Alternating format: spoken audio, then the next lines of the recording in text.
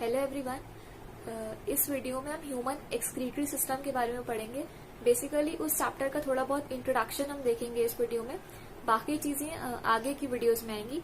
So let's begin. First of all, an important function of human excretory system.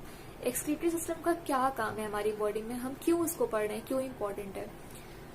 क्या होता है कि हमारी बॉडी में जो भी वेस्ट प्रोडक्ट प्रोड्यूस्ड होता है या जो भी वेस्ट हम इंजेस्ट करते हैं उसको हमारा एक्सक्रीटरी सिस्टम उस वेस्ट को बाहर निकालता है। तो ये एक बहुत इंपॉर्टेंट फंक्शन है एक्सक्रीटरी सिस्टम का, that is to remove the waste product from our body.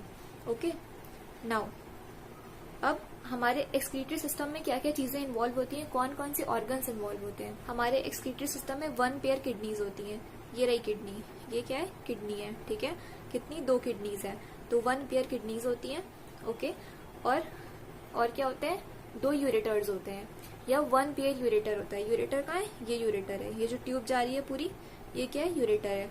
कितने यूरेटर है, 2 यूरेटर है और 1 पेयर है, एक ये है और एक ये है, ठीक है। 1 पेयर यूरेटर है। उसके अलावा एक ये यूरिनरी ब्लैडर है, ये पूरा यूरिनरी ब्लैडर है, ठीक है, ये यूरिनरी ब्लैडर है।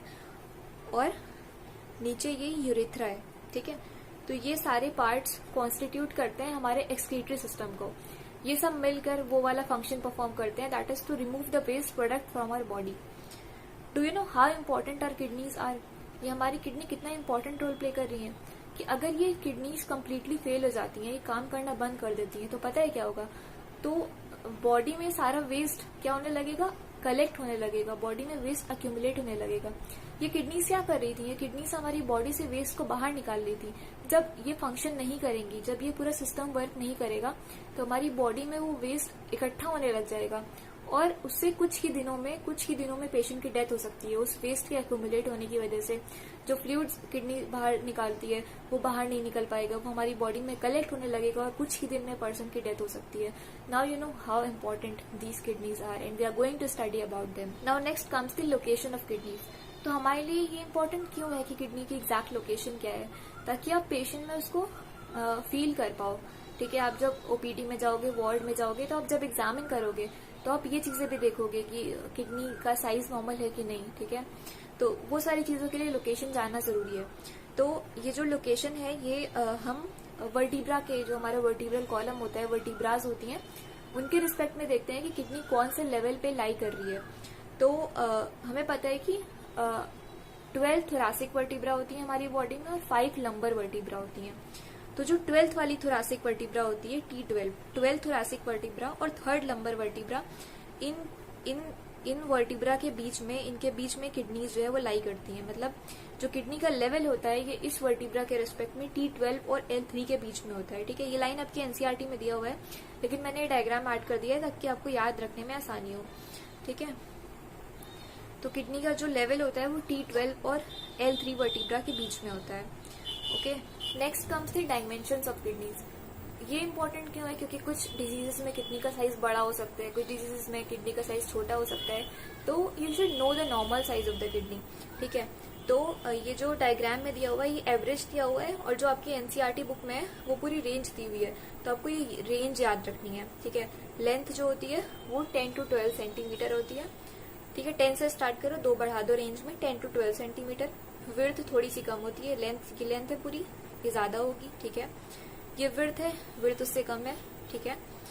विड्थ कितनी है, 5 to 7 सेंटीमीटर है।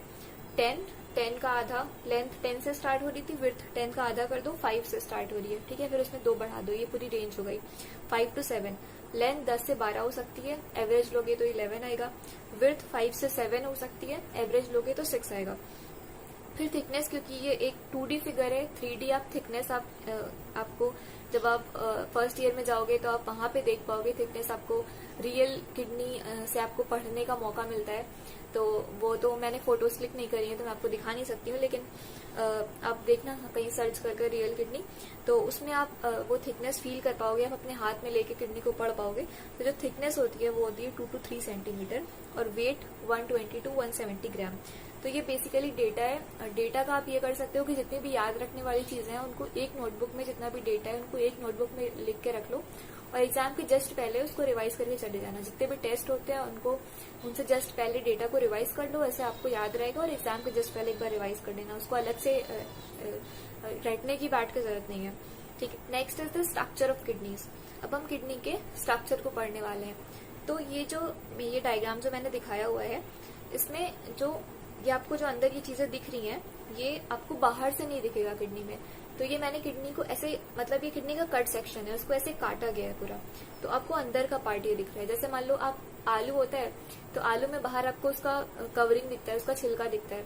तो अगर आप आलू को ऐसे बीच से काट दो, ठीक है, जैसे वो बनाते हैं, चिप्स बनाते हैं आलू के, तो उसको बीच से काटते हैं। तो ऐसे बीच से काट दो तो अंदर व्हाइटिश और येलोइश एरिया जो होता है वो दिखने लग जाता है।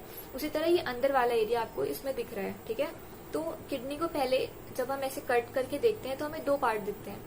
एक बाहर वाला पार्ट होता है वो कॉर्टेक्स होता है, अंदर वाला मेड्यूला होता है। ठीक है, तो ये जो डॉटेड लाइन सी बनी हुई है, आपको डॉटेड लाइन दिख रही है, इसके बाहर वाला ये कॉर्टेक्स है और इसके अंदर वाला पूरा ये मेड्यूला है। ठीक है, तो ये दो पार्ट्स में हम किडनी को डिवाइड कर सकते हैं, बाहर वाला कॉर्टेक्स, अंदर वाला मेड्यूला। ये जो पूरा पार्ट है किडनी में, ये आप देखोगे यहाँ पे कॉन्केव सा है। ठीक है, ये कॉन्केव है, कॉन्केविटी है।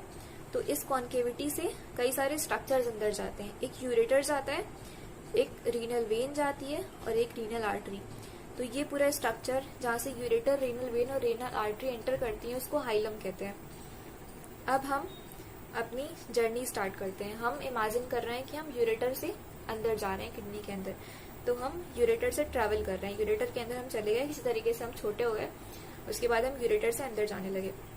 तो हम अंदर जैसे ही जाएंगे वैसे ही हम कहाँ पे पहुंचेंगे, यूरेटर से बाहर निकलने के बाद हम यहाँ पहुंचेंगे अंदर।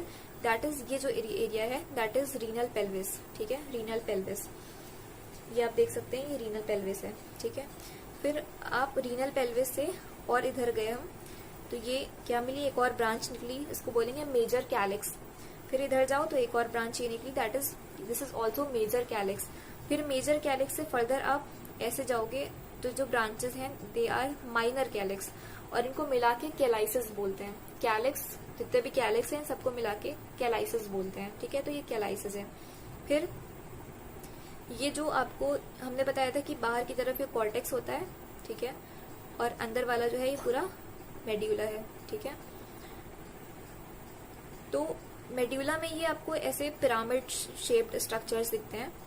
दे are known as medullary pyramids. Medullary क्योंकि मेड्यूला में पिरामिड शेप्ड के हैं, इसलिए pyramids. So they are medullary pyramids.